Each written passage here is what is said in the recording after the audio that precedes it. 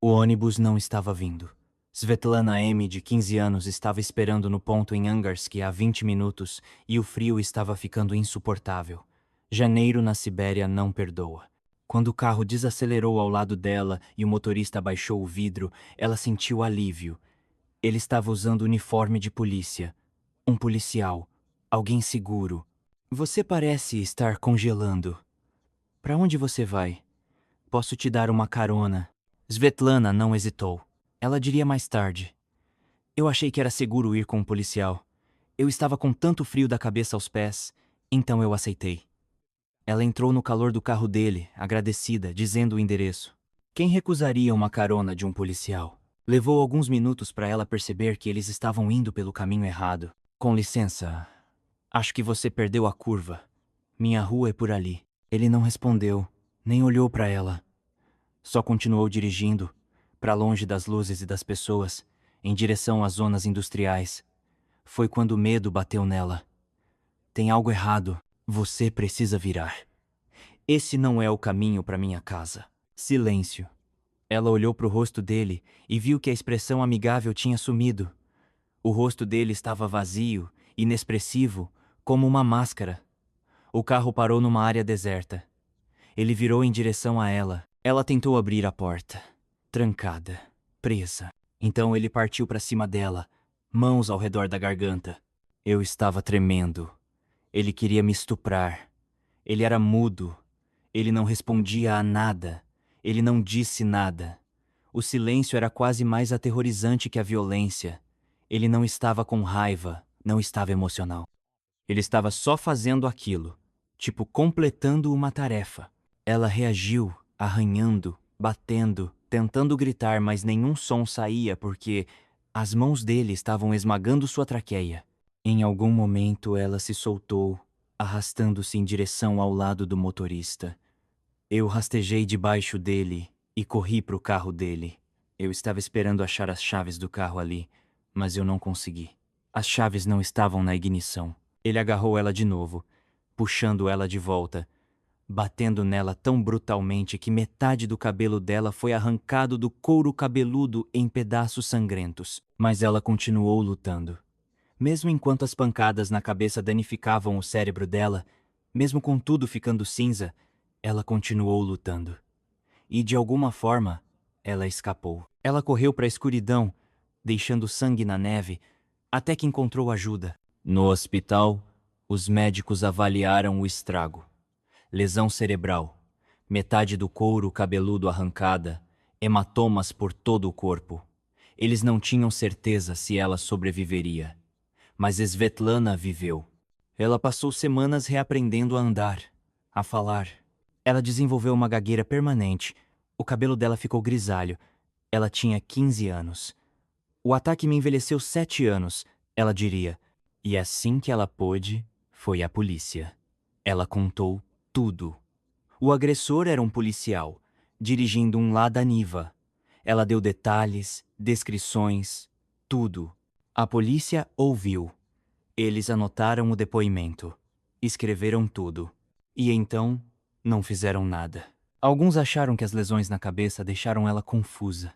Outros não queriam suspeitar dos próprios colegas. Quando eles abordaram o suspeito que ela descreveu, a esposa dele, também na área de segurança, deu um álibi para ele. Caso encerrado, o testemunho de Svetlana foi arquivado e esquecido. O homem que tinha tentado matá-la continuou matando, por mais 12 anos. O nome dele era Mikhail Popkov. E entre 1992 e 2010, ele assassinou pelo menos 91 mulheres, possivelmente mais. Ele era um policial, um marido, um pai. E por quase 2 décadas, ele foi o serial killer mais prolífico da Rússia, operando às claras enquanto usava uma farda. Quando Svetlana finalmente ficou cara a cara com Popkov de novo, 20 anos depois num tribunal durante o julgamento dele, ela descreveu o que aconteceu. Eu perdi a capacidade de andar de novo no segundo em que eu vi ele. As pernas dela pararam de funcionar. O impacto psicológico foi tão avassalador que o corpo dela desligou. Mas ela testemunhou. Ela contou a história. E dessa vez, as pessoas ouviram. Se tivessem ouvido em 1998, Quando ela denunciou ele pela primeira vez, dezenas de mulheres ainda estariam vivas. Mas eles não acreditaram numa garota de 15 anos com lesões na cabeça. Eles não queriam suspeitar de um policial. E então a matança continuou. Essa é a história de como um monstro se escondeu atrás de uma farda por 18 anos. Essa é a história das mulheres cujas vidas ele roubou e das duas que sobreviveram. Essa é a história de falhas institucionais, testemunhas ignoradas e justiça que chegou tarde demais. Essa é a história de Mikhail Popkov, o lobisomem, o maníaco de Angarsk, o serial killer mais mortal da Rússia. E começa com a sobrevivente em quem eles não acreditaram. Para entender como Mikhail Popkov matou 91 mulheres ao longo de 18 anos sem ser pego, você precisa entender quem ele parecia ser. Porque por fora, a vida dele parecia completamente normal. Normal. Até admirável. Mikhail Viktorovich Popkov nasceu em 7 de março de 1964, em Norilsk, uma das cidades mais ao norte da Terra, mas a família dele mudou para Angarsk quando ele era jovem. Foi lá que ele cresceu. Foi à escola. Construiu a vida adulta. A infância dele, porém, foi marcada por uma escuridão que moldaria tudo o que veio depois. A mãe dele era alcoólatra, que, de acordo com testemunhos psiquiátricos que surgiram décadas depois, supostamente era abusiva com o jovem Mikhail. Os detalhes não estão totalmente documentados em registros públicos, mas especialistas que analisaram Popkov depois acreditavam que esse relacionamento tóxico com a mãe se tornou a base para o ódio dele por mulheres. Ele acabaria alegando que suas vítimas lembravam ela, que ele tinha como alvo mulheres que se comportavam de formas que ele achava imorais, mulheres que bebiam, que saíam à noite, que violavam o senso rígido dele de como mulheres deveriam agir. Ele insistia, limpando as ruas, melhorando a sociedade ao remover essas mulheres imorais. Era uma justificativa, uma racionalização distorcida, que permitia que ele se visse não como um monstro, mas como uma espécie de vigilante, impondo ordem moral. Mas justificativas não são explicações. Milhões de pessoas crescem com pais abusivos. Elas não se tornam serial killers. Mikhail Popkov fez uma escolha, de novo e de novo, por quase 2 décadas, de caçar e assassinar mulheres. O trauma da infância pode ajudar a explicar a psicologia, mas não desculpa um único assassinato. Apesar da criação conturbada, Popkov construiu uma fachada de normalidade que foi devastadoramente eficaz. Ele entrou para a força policial na região de Irkutsk, trabalhando como policial de patrulha em Angarsk. Era um trabalho que vinha com autoridade, respeito e, criticamente, acesso. Ele usava o uniforme com orgulho. Ele era bom no trabalho também. As avaliações de desempenho eram sólidas. Os superiores não tinham reclamações sobre o trabalho dele. Os colegas achavam ele profissional, confiável, talvez meio quieto, mas nada que levantasse bandeiras vermelhas. Só mais um policial fazendo seus turnos, voltando para casa para a família, e aquela família parecia sólida como rocha. Mikhail casou com Helena, uma mulher que também trabalhava em segurança de alguma forma. Eles tiveram uma filha juntos, Ekaterina, nascida no fim dos anos 80. Por qualquer medida externa, Mikhail Popkov era um pai dedicado.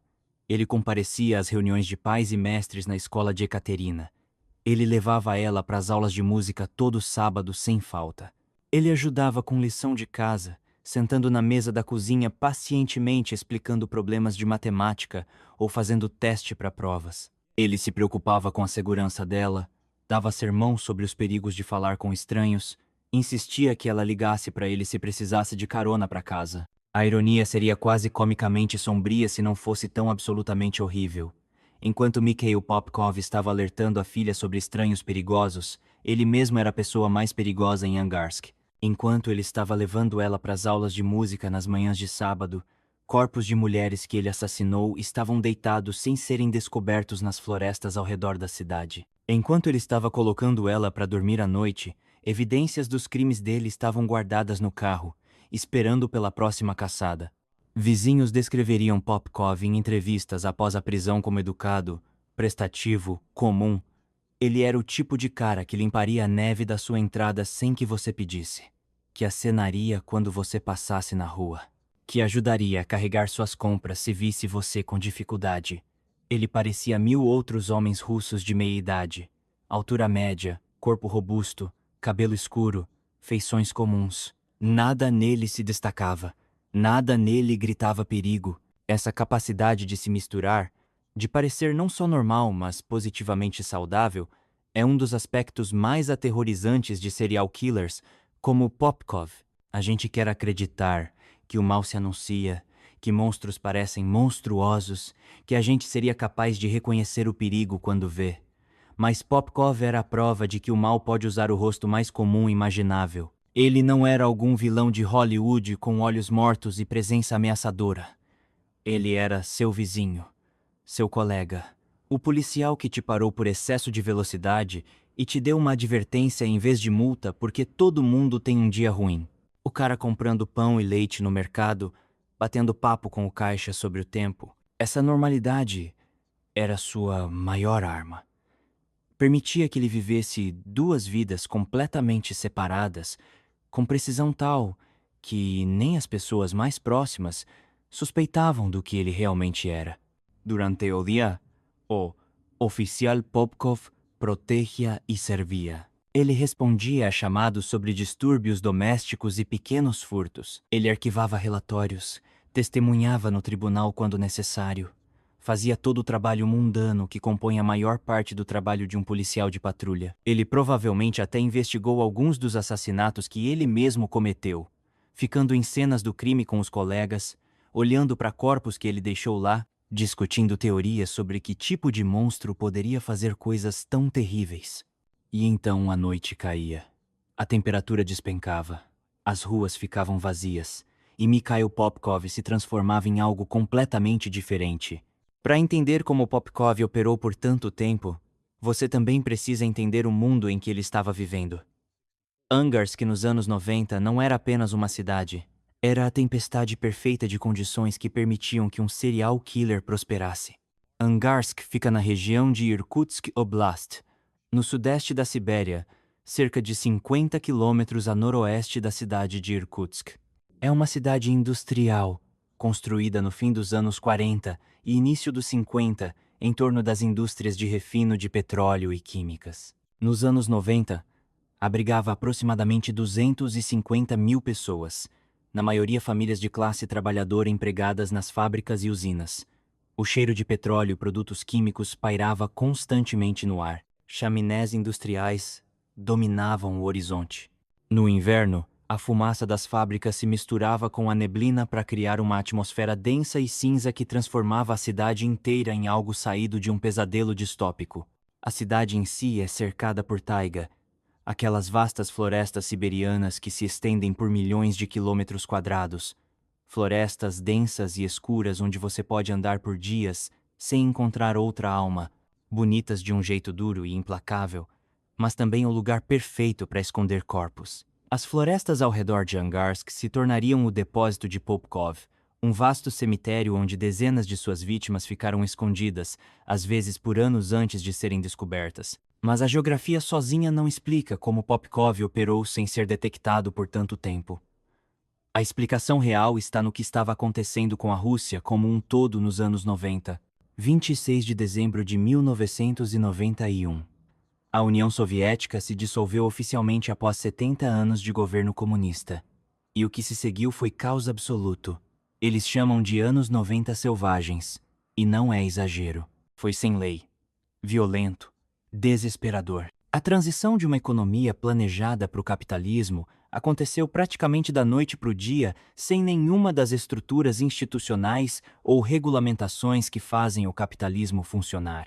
O resultado foi catastrófico para russos comuns.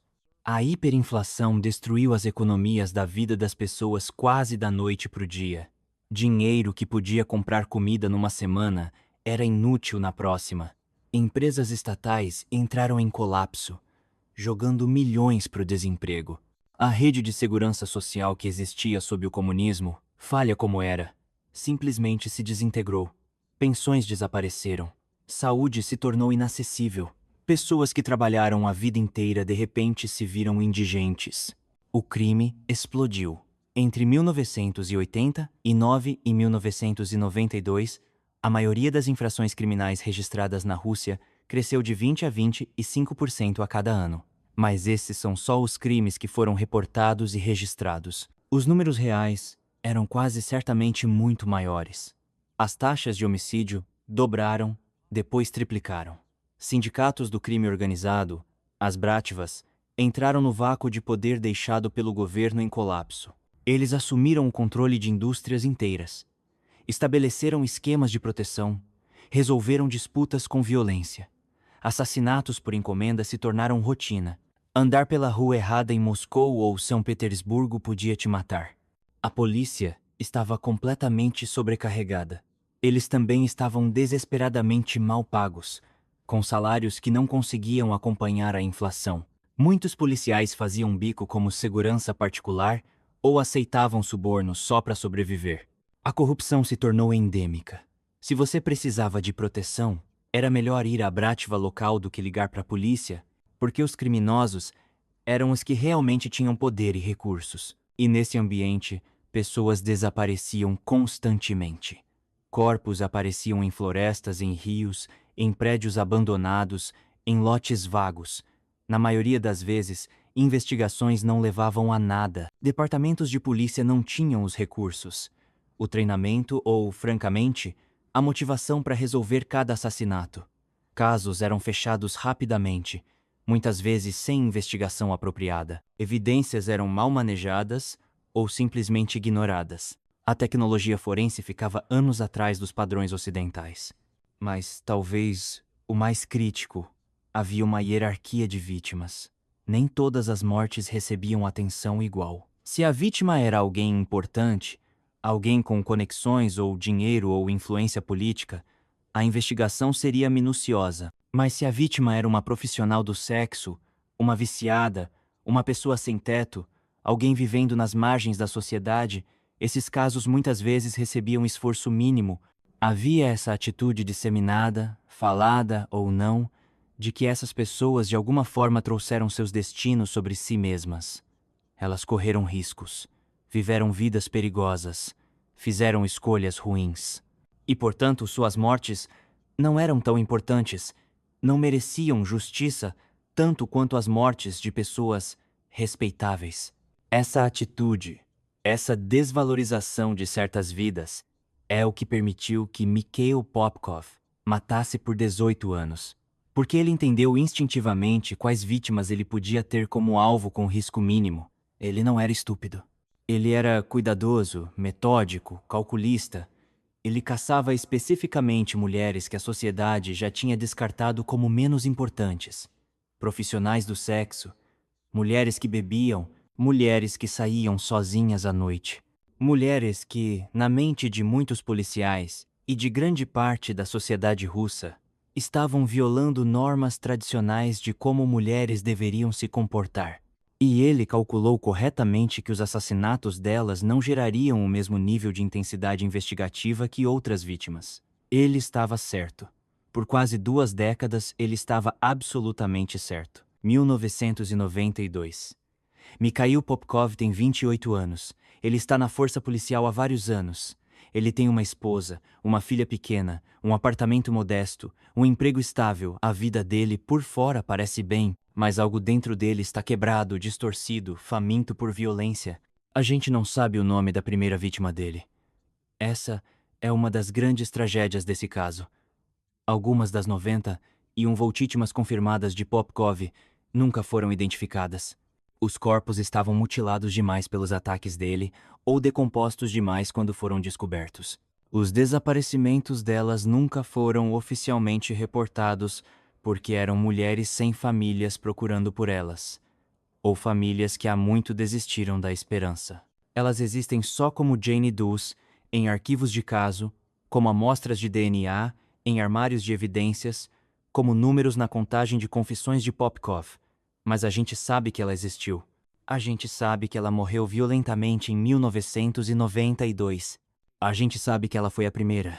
O método de caça de Popkov era simples, e isso é parte do que o tornou tão eficaz. Simplicidade reduz as chances de erros. Ele patrulhava as ruas de Angarsk tarde da noite, seja no veículo policial oficial quando estava de serviço, ou mais frequentemente no carro pessoal, um Lada Niva. O Niva é um veículo russo com tração nas 4 rodas distintivo, quadrado e utilitário, comumente usado pela polícia, serviços de segurança e qualquer um que precisasse de transporte confiável nas duras condições siberianas. O Niva de Popkov se tornou sua máquina de matar, carregando armas, transportando vítimas, despejando corpos. Ele dirigia devagar pela cidade, procurando o alvo certo. Mulheres andando sozinhas tarde da noite, mulheres saindo de bares ou festas, possivelmente embriagadas, definitivamente vulneráveis. Mulheres esperando em pontos de ônibus no frio congelante, como Svetlana estaria anos depois. Mulheres sem companheiros masculinos, sem proteção. Ele estava procurando oportunidade, vulnerabilidade. Mulheres que não fossem sentir falta rapidamente ou cujos desaparecimentos não desencadeariam grandes investigações. Quando ele encontrava o alvo certo, desacelerava, parava ao lado dela, abaixava o vidro. Às vezes ele estava em uniforme policial completo, às vezes mostrava o distintivo. O uniforme era crucial, era a camuflagem. Mas, mais que isso, era um convite. Dizia às potenciais vítimas que ele era seguro, que aceitar uma carona dele era a coisa inteligente a fazer. Quem recusa a ajuda de um policial? A abordagem dele variava ligeiramente dependendo da situação, mas o script central permanecia consistente. Está frio aqui fora. Para onde você vai? Posso te dar uma carona. Estou indo para lá mesmo. Ou às vezes, é perigoso para uma mulher estar sozinha tão tarde. Deixa eu te levar em casa, garantir que você chegue em segurança. A ironia dessa frase em particular, claro, é de revirar o estômago. A coisa mais perigosa em Angarsk não era o frio, ou os criminosos, ou o caos dos anos 90. Era o oficial Mikhail Popkov. Elas entravam no carro dele. Por que não entrariam? Ele era um policial. Ele estava oferecendo ajuda. Estava congelante lá fora. O ônibus não estava vindo. Andar sozinha para casa parecia perigoso. Todo o cálculo racional apontava para aceitar a carona. E isso é a coisa verdadeiramente insidiosa sobre o que Popkov fez. Ele transformou confiança em arma. Ele pegou o instinto humano natural de confiar em figuras de autoridade, especialmente policiais, e transformou isso numa armadilha. Uma vez que estavam no carro, ele dirigia, não em direção às casas delas, embora elas pudessem não perceber isso imediatamente. Para longe do centro da cidade, longe de luzes e pessoas, em direção às zonas industriais, às florestas, às áreas remotas onde ninguém ouviria gritos, onde ninguém testemunharia o que estava prestes a acontecer. Em algum ponto, a vítima perceberia que algo estava errado.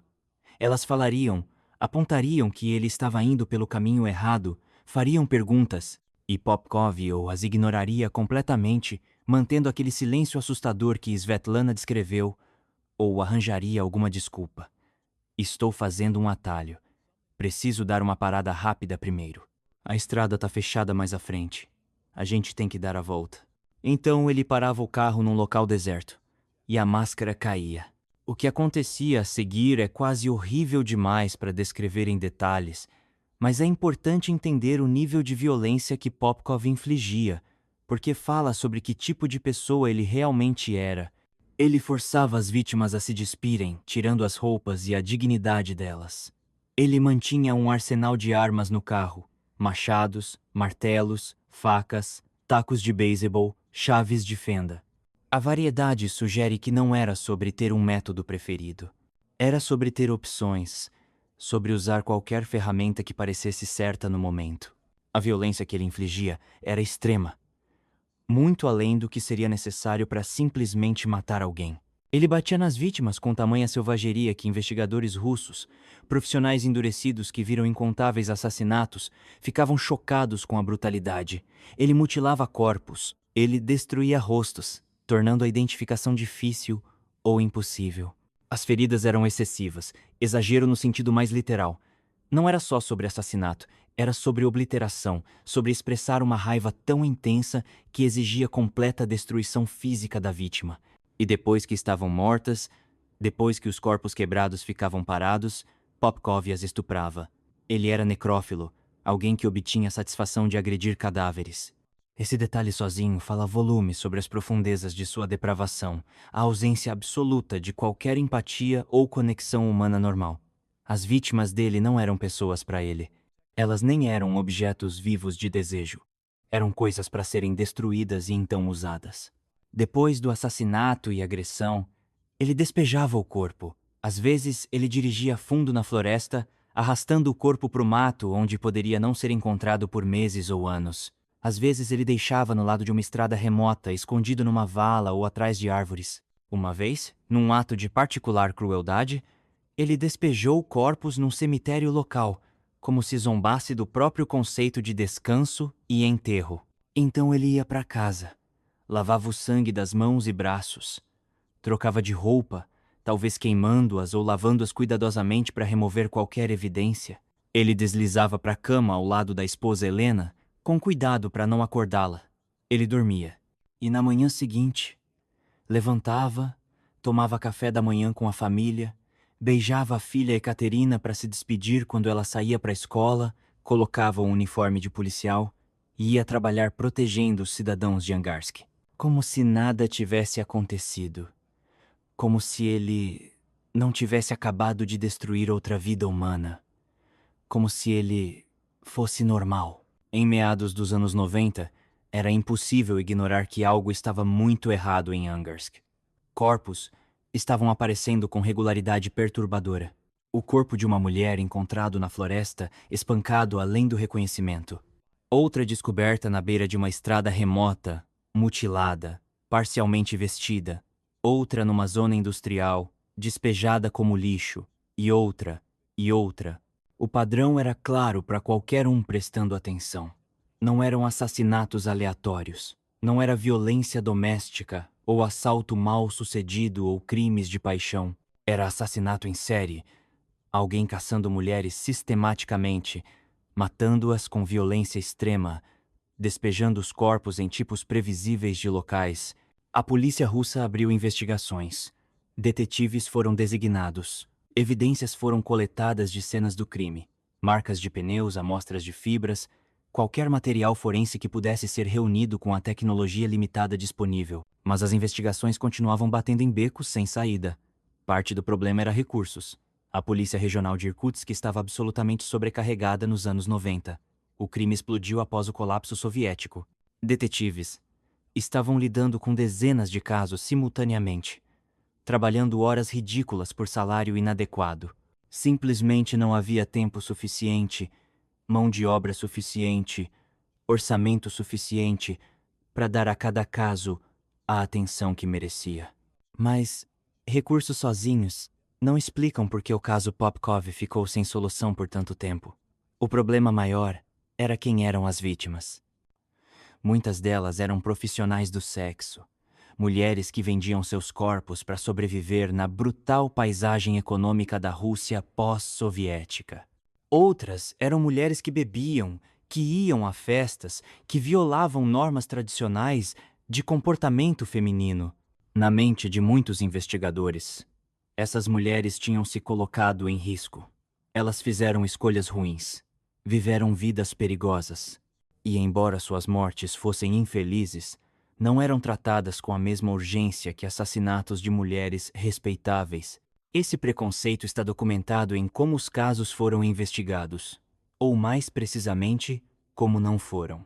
Quando uma profissional do sexo era encontrada assassinada, a investigação podia consistir em algumas entrevistas com outras profissionais do sexo que conheciam ela, um exame superficial da cena do crime, e então, o caso esfriava. Não havia caça ao homem intensiva, nenhuma mobilização massiva de recursos, nenhum apelo público por informações.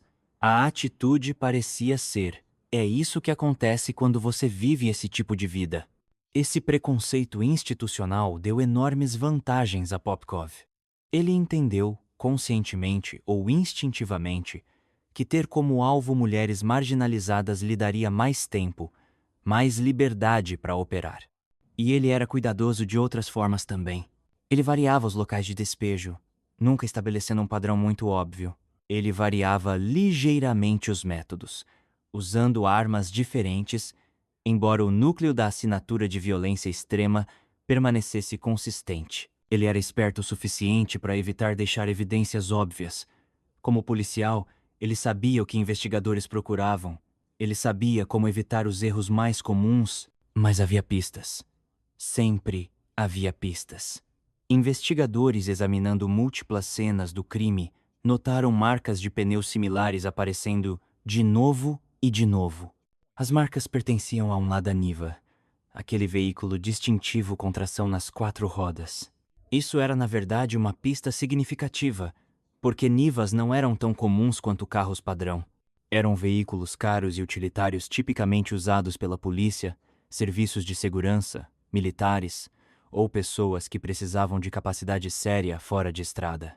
Isso significava que o grupo de suspeitos podia ser reduzido significativamente. Em Angarsk e a região circundante, havia talvez algumas milhares de pessoas que se encaixavam no perfil. Homem, faixa etária apropriada, acesso a um NIVA, possivelmente empregado em segurança ou aplicação da lei. Essa pista foi documentada em arquivos de caso. Investigadores sabiam sobre ela, mas não foi perseguida com a intensidade que merecia. Por quê? Possivelmente porque seguir essa pista significava suspeitar de policiais e ninguém queria fazer isso. Departamentos de polícia são comunidades insulares. Policiais se protegem mutuamente. A ideia de que um dos seus próprios pudesse ser um serial killer era difícil até de contemplar, muito menos investigar ativamente. E então tinha o testemunho de Svetlana, em 1998.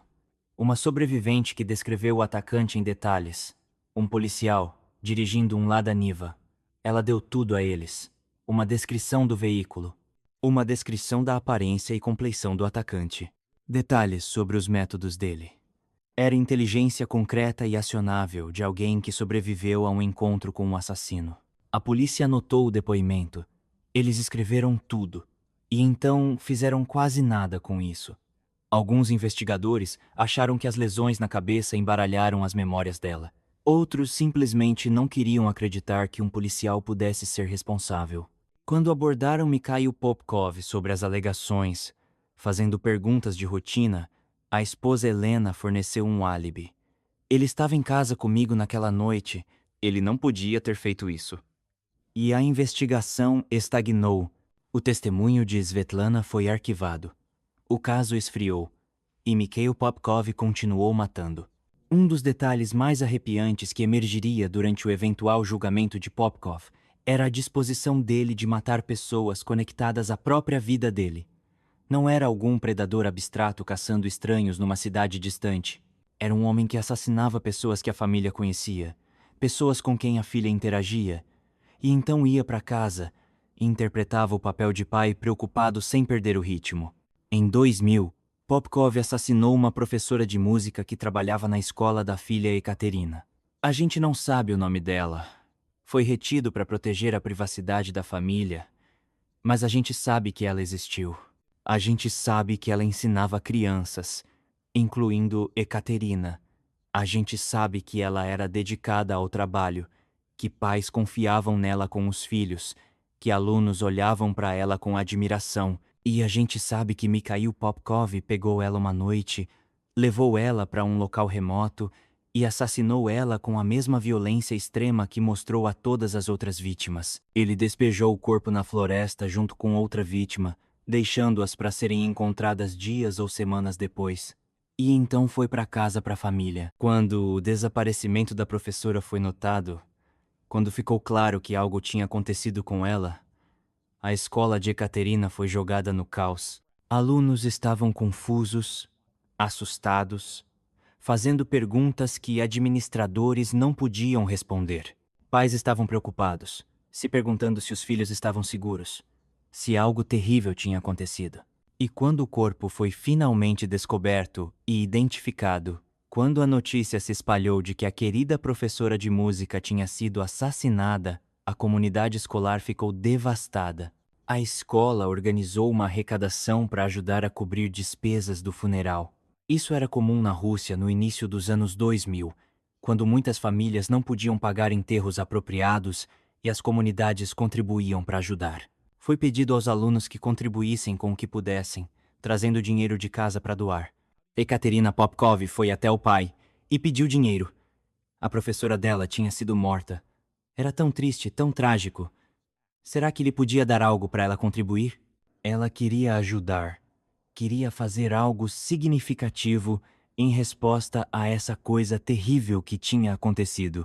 E Mikhail Popkov, o homem que assassinou aquela professora, olhou a filha no olho e pegou a carteira. Ele tirou notas, entregou para Ekaterina, disse que era bom que a escola estava fazendo isso, que era importante honrar os mortos apropriadamente. Ele interpretou o papel de pai amoroso, cidadão preocupado, membro respeitável da comunidade. E a filha, confiante e inocente, não tinha ideia de que estava segurando o dinheiro que o pai estava dando para ela ajudar a enterrar uma mulher que ele matou.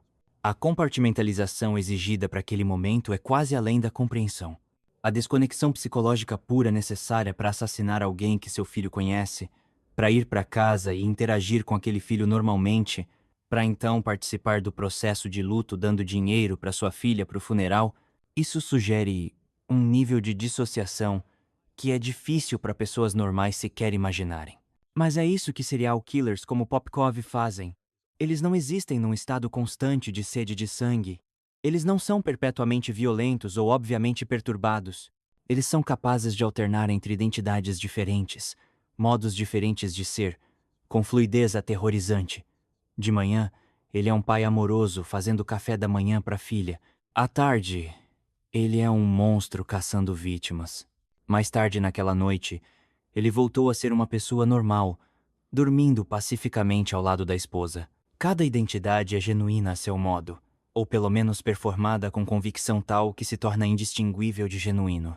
É por isso que pessoas que conheciam Popkov lutaram tanto quando os crimes dele foram finalmente revelados. O Mikhail que eles conheciam não era mentira, exatamente. Aquela versão dele realmente existiu. Ele realmente era um pai que levava a filha para as aulas de música. Ele realmente era um policial que aparecia para os turnos e fazia seu trabalho. Mas aquelas versões de Mikhail coexistiam com outra versão: o predador, o assassino, o monstro.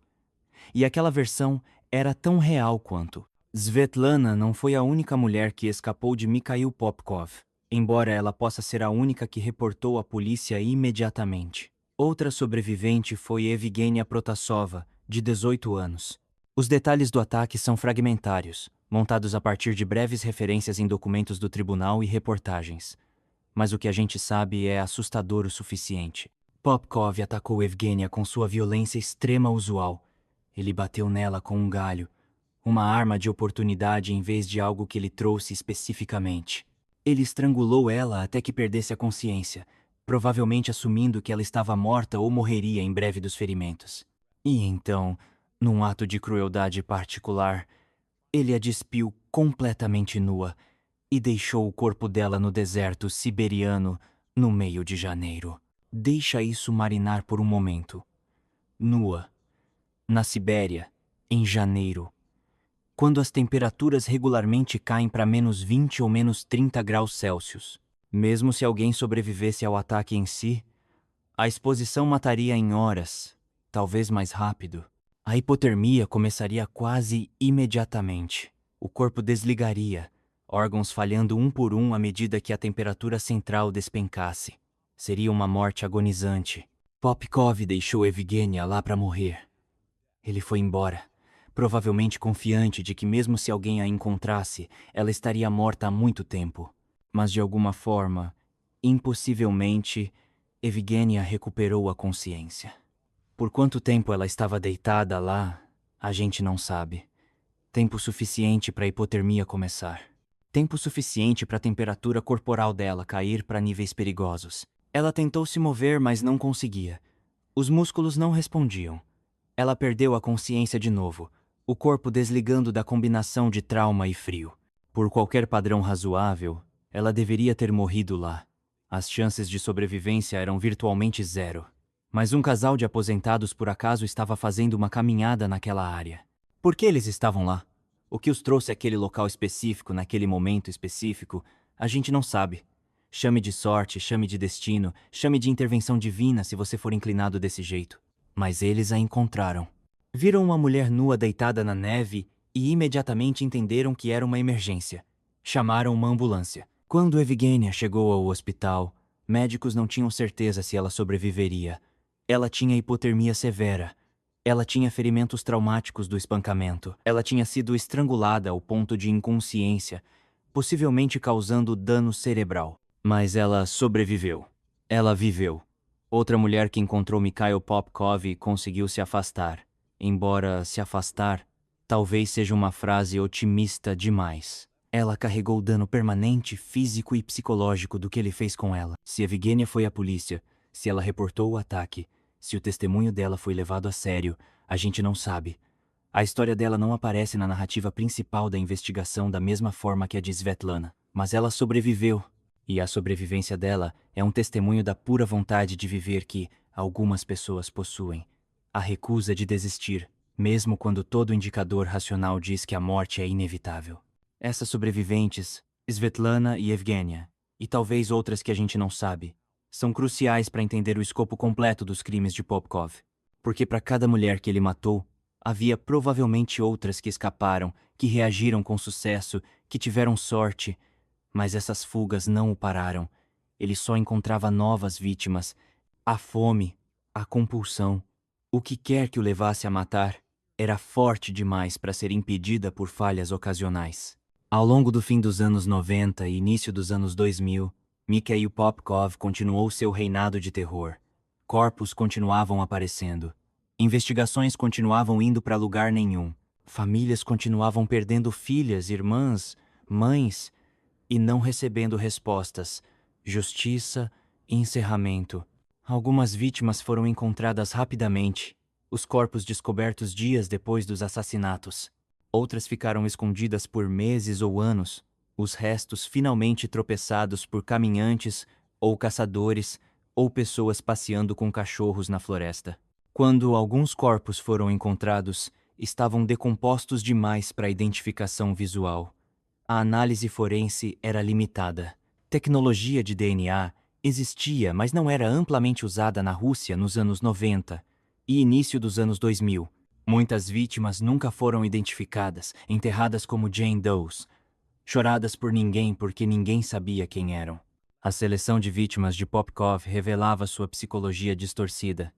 Ele depois alegou que estava tendo como alvo mulheres imorais, profissionais do sexo e mulheres que bebiam e mulheres que saíam sozinhas à noite.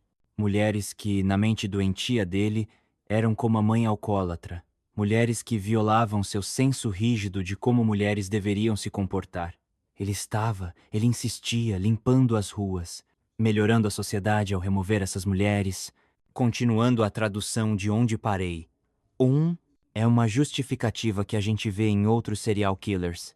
Essa ilusão de que eles estão realizando algum tipo de serviço, que seus assassinatos servem a um propósito maior. Permite que eles se vejam não como monstros, mas como vigilantes, cruzados morais, agentes da justiça. É narcisista e delirante e totalmente divorciado da realidade. Mas é como eles racionalizam as ações para si mesmos. Mas Popkov não matava só mulheres marginalizadas. Algumas das vítimas dele eram só pessoas comuns no lugar errado na hora errada. Mulheres andando para casa depois de visitar amigos. Mulheres que perderam o último ônibus. Mulheres que tomaram a decisão perfeitamente razoável de aceitar carona de um policial. Por que você não confiaria num policial?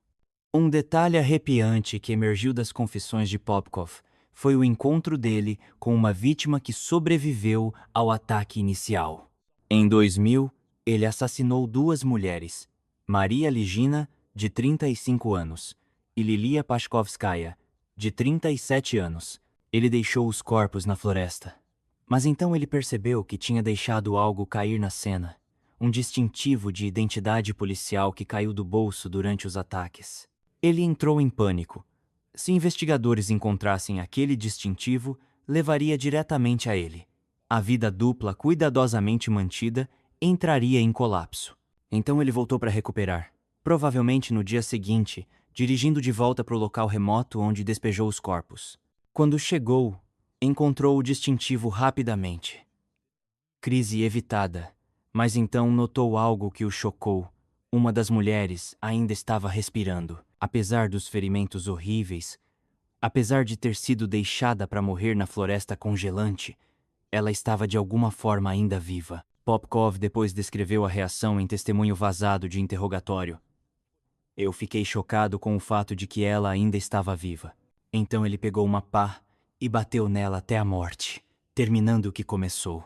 A casualidade dessa confissão é quase mais perturbadora que a violência em si. Não há emoção em como ele descreve, nenhum reconhecimento de que está recontando algo monstruoso.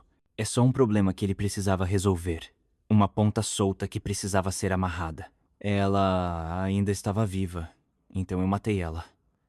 Dito com o mesmo tom que alguém usaria para descrever consertar uma torneira vazando ou jogar o lixo fora.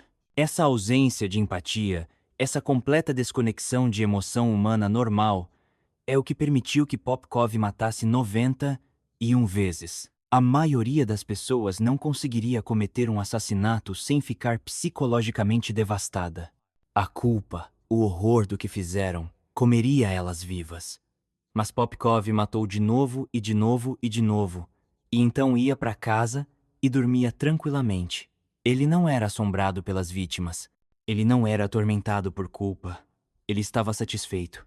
Em meados dos anos 2000, investigadores russos sabiam que tinha um serial killer em Angarsk. O padrão era inegável. Múltiplas mulheres assassinadas de formas similares, corpos despejados em locais similares, uma assinatura clara de violência extrema. Mas apesar de saber que estavam lidando com um serial killer, apesar de ter algumas pistas sólidas, a investigação continuava fracassando. Parte do problema era burocrático. A aplicação da lei russa nos anos 2000 ainda estava lutando com muitas das mesmas questões que a atormentaram nos anos 90. Subfinanciamento, falta de pessoal, treinamento inadequado em técnicas investigativas modernas. Jurisdições diferentes não se comunicavam bem umas com as outras. Quando corpos eram encontrados em regiões diferentes, mesmo vizinhas, os casos podiam não ser conectados porque não havia banco de dados centralizado rastreando padrões. Mas o problema maior era a conexão com o Lada Niva. Investigadores tinham documentado marcas de pneus em múltiplas cenas do crime. Eles sabiam que aquelas marcas pertenciam a um Niva. Eles sabiam que Nivas eram tipicamente usados por aplicação da lei e serviços de segurança. Isso significava que o grupo de suspeitos podia ser reduzido significativamente. Em Angarsk e a região circundante, havia talvez algumas milhares de pessoas que se encaixavam no perfil: homem, faixa etária apropriada, acesso a um Niva, possivelmente empregado em aplicação da lei ou segurança. Mas seguir aquela pista agressivamente significaria investigar policiais. Significaria tratar os colegas como potenciais suspeitos de serial killer. E ninguém queria fazer isso. A cultura policial é intensamente tribal. Policiais se protegem mutuamente. Eles dão o benefício da dúvida uns aos outros. A ideia de que um dos seus próprios pudesse ser responsável por esses assassinatos não era só desconfortável, era quase impensável. Então a pista do Niva foi documentada, mas não perseguida com intensidade apropriada. Investigadores olharam para outras possibilidades. Talvez fosse alguém que tinha acesso a um Niva através de outra conexão. Talvez fosse alguém que tinha comprado um usado. Talvez as marcas de pneus fossem coincidência, não conectadas aos assassinatos. Eles encontraram jeitos de evitar a conclusão óbvia, que o assassino era provavelmente um policial. E enquanto investigadores hesitavam, enquanto eles evitavam a verdade inconveniente bem na frente deles, Mikhail Popkov continuava caçando. Em 2010, depois de 18 anos de assassinatos, a sorte de Popkov finalmente começou a se esgotar. Não por causa de trabalho policial brilhante ou avanço investigativo, por causa de tecnologia. A análise de DNA tinha avançado significativamente desde os anos 90. O que antes era caro e demorado tinha se tornado mais acessível e mais rápido. A polícia russa finalmente começou a usar a análise de DNA de forma mais ampla em investigações de crimes não resolvidos.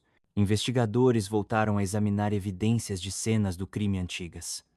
Eles extraíram amostras de DNA de múltiplas vítimas, material genético deixado pelo assassino durante as agressões, e então começaram o tedioso processo de comparar aquele DNA contra bancos de dados, contra amostras conhecidas, contra qualquer um que pudesse potencialmente combinar. O perfil que emergiu foi consistente através de múltiplas cenas do crime.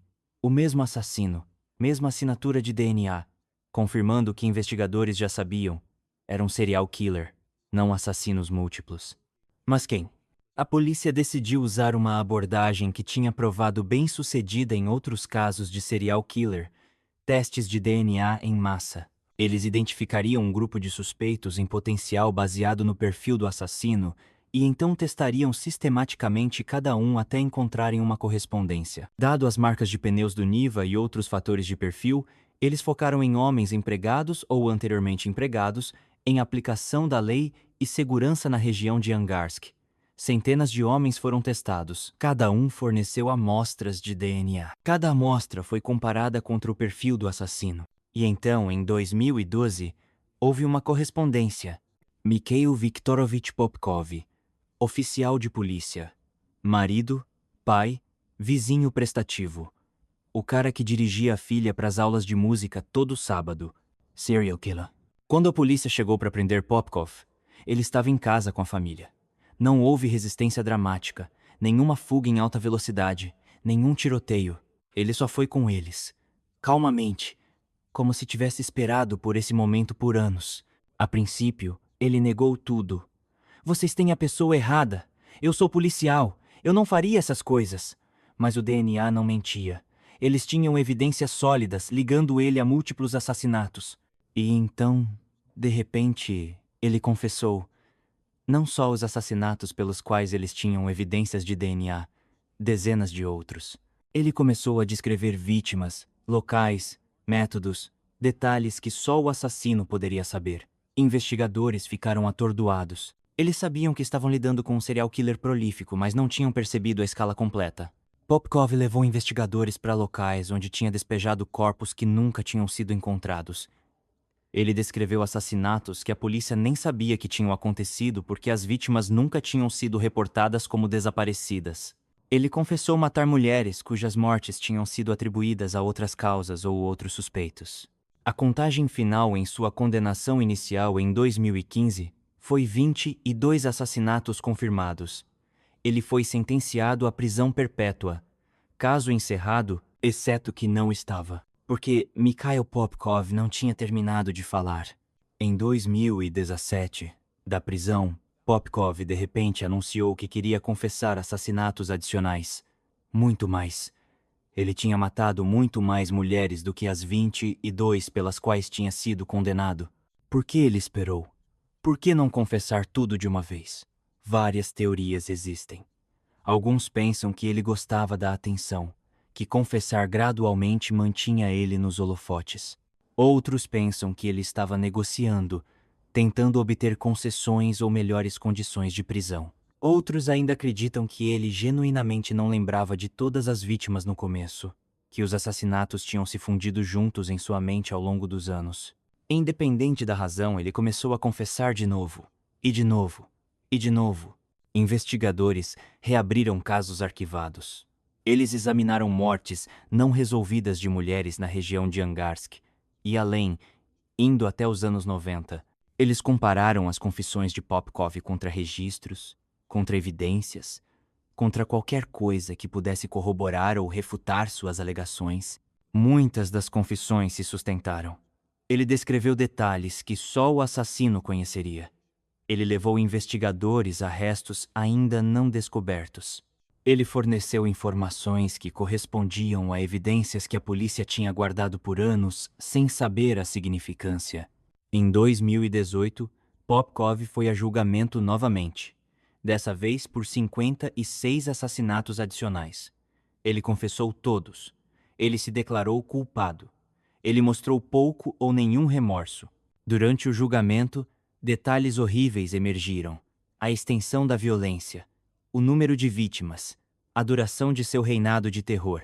A Rússia e o mundo ficaram chocados. Como um homem tinha matado tantas pessoas por tanto tempo sem ser parado? Svetlana, A sobrevivente que tinha reportado Popkov em 1998 testemunhou. Ela tinha que ser carregada para a sala do tribunal porque as pernas pararam de funcionar quando viu ele. Mas ela testemunhou. Ela contou a história dela. 14 anos de agonia física e psicológica, porque ninguém acreditou nela quando era adolescente. Se tivessem me ouvido, ela disse, ele teria sido pego em 1998. Todas essas mulheres ainda estariam vivas. Ela estava absolutamente certa. Em dezembro de 2018, Mikhail Popkov foi condenado por 56 assassinatos adicionais, mais 2 assassinatos tentados, Svetlana e Evgenia. Combinado com as condenações anteriores, o total oficial era 78 assassinatos confirmados. Mas Popkov não tinha terminado de confessar. Em 2020, ele confessou assassinatos ainda mais. A contagem subiu para 83, depois 86, depois 91. No momento em que escrevo, Mikhail Popkov foi oficialmente condenado por 91 assassinatos, fazendo dele o serial killer mais prolífico na história russa documentada e um dos serial killers mais prolíficos do mundo. Mas alguns investigadores acreditam que o verdadeiro número pode ser maior. Pode haver vítimas que ele matou e esqueceu. Pode haver vítimas cujos corpos nunca foram encontrados, cujos desaparecimentos nunca foram reportados. Pode haver assassinatos que ele cometeu, mas escolhe não confessar por razões conhecidas só por ele. A gente nunca saberá o verdadeiro número, mas 91 é horrível o suficiente. Mikhail Popkov está atualmente cumprindo múltiplas sentenças de prisão perpétua numa prisão de segurança máxima na Rússia. Ele tem agora cerca de 60 anos. Ele provavelmente morrerá na prisão. Sua esposa Helena divorciou dele depois da prisão. Ela alegou que não tinha ideia, que nunca suspeitou, que o homem que ela conheceu era um estranho completo para ela. A maioria das pessoas acredita nela. Como ela poderia saber? Ele tinha enganado todo mundo. A filha deles, Ekaterina, mudou o sobrenome. Ela cortou todos os laços com o pai. Ela não fala publicamente sobre ele. A vida dela foi irrevogavelmente destruída pela revelação de quem o pai realmente era. As famílias das vítimas receberam respostas, finalmente, depois de décadas de não saber. Mas respostas não trouxeram suas amadas de volta. Respostas não curaram a dor. Para muitos, a justiça chegou tarde demais para importar. E Svetlana, a sobrevivente em quem ninguém acreditou, carrega cicatrizes que nunca cicatrizarão. Ela ainda tem a gagueira permanente do espancamento. Ela ainda lida com trauma psicológico. Mas ela sobreviveu. E ela testemunhou. E ela se certificou de que o mundo soubesse. Ela tentou parar ele. Ela tentou contar às pessoas. E ninguém ouviu. A história de Mikhail Popkov é sobre mais do que só um serial killer. É sobre falha sistêmica. É sobre como o preconceito contra vítimas marginalizadas permite que predadores operem impunemente. É sobre como lealdade tribal dentro de organizações de aplicação da lei pode proteger monstros. É sobre como testemunhas podem ser descartadas quando o testemunho delas é inconveniente ou desconfortável. Se a polícia tivesse investigado apropriadamente o relatório de Svetlana em 1998, se eles tivessem levado a sério a pista do Niva, se eles tivessem estado dispostos a suspeitar de um dos seus próprios, dezenas de mulheres ainda estariam vivas hoje. Mas eles não investigaram, eles não levaram a sério, eles não estavam dispostos a suspeitar de um policial. E então Mikhail Popkov matou, e matou, e matou, por 18 anos, escondido atrás de uma farda, protegido pela própria instituição que deveria ter-lo parado. Essa é a verdadeira lição da história de Mikhail Popkov. Não que o mal existe, a gente sempre soube disso, mas que o mal prospera quando aqueles em posições de autoridade escolhem olhar para outro lado.